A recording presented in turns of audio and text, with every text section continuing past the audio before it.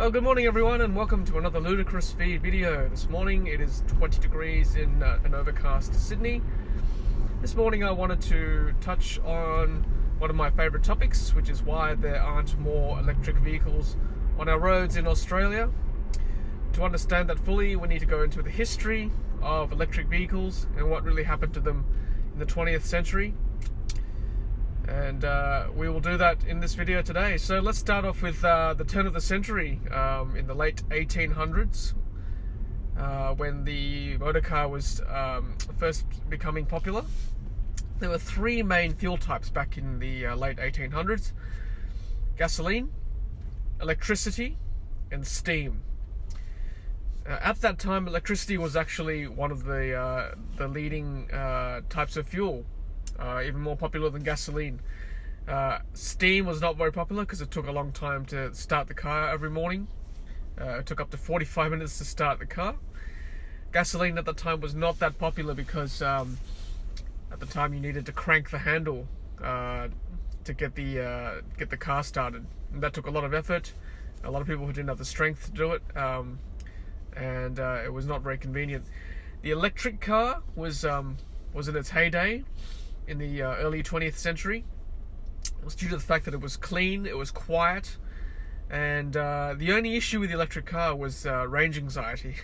Isn't that funny? Like those three issues, that major issue back then was still an issue today, but the electric vehicle back then didn't have a big range, and a lot of the batteries were not rechargeable, so it was sort of a one-off thing.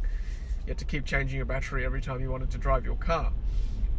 So in the United States, production of the electric car was at its very peak in 1912, and it continued to become quite widespread in the United States in the 1920s. And there was a period of decline between 1930 and 1960 when the gasoline-powered car took over, really. Now, what were these factors? What were the reasons why the electric vehicle didn't succeed after the 1920s? There are four main reasons cited as to why gasoline-powered cars took over.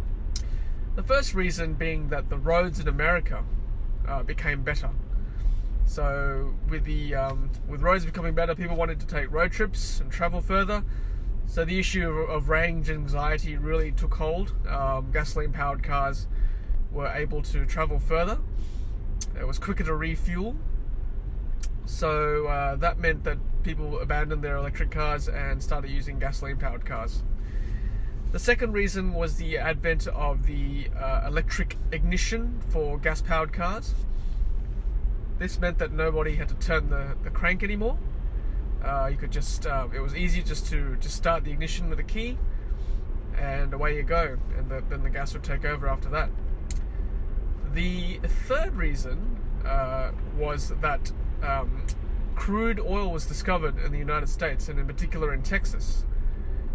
This meant that gasoline or petrol became very cheap, and ultimately the electric car became more expensive than a gasoline-powered car. For example, in the 1920s, the average price of an electric vehicle was about $1,700.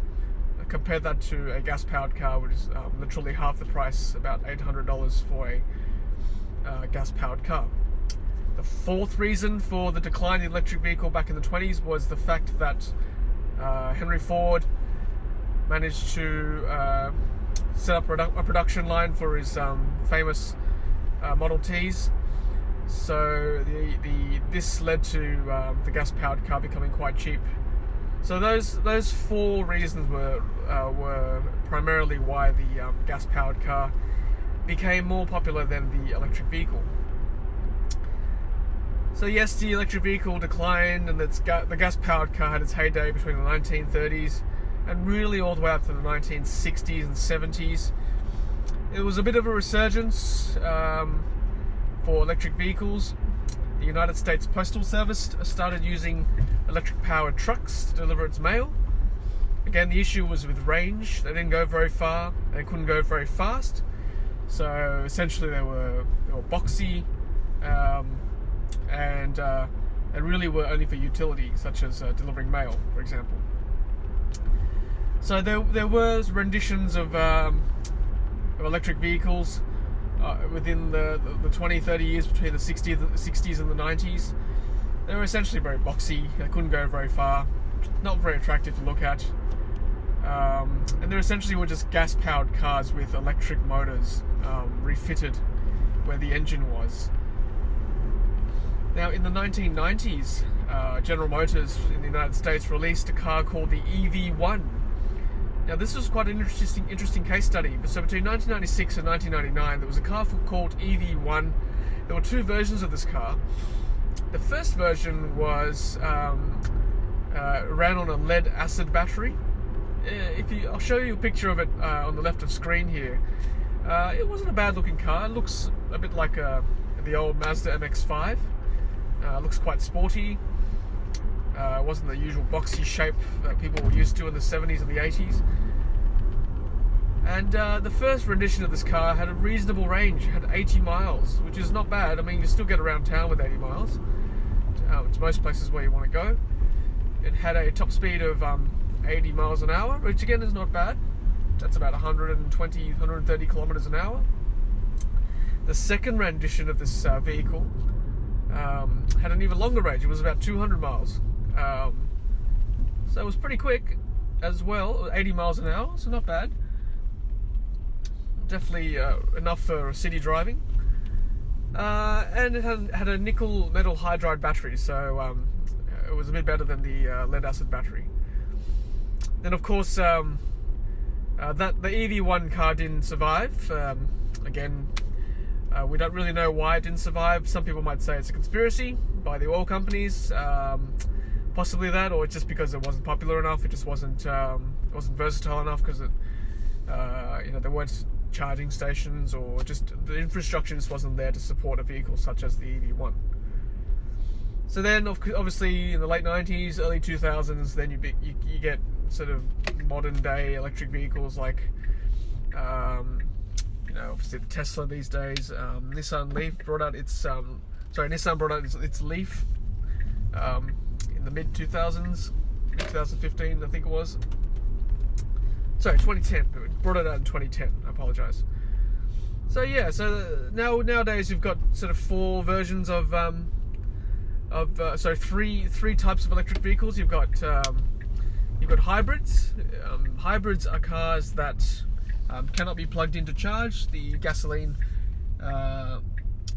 basically helps to charge the electricity part of the car using regenerative braking, and the electricity part generally will just will start the car. So there's some sort of propulsive energy before the gasoline takes over.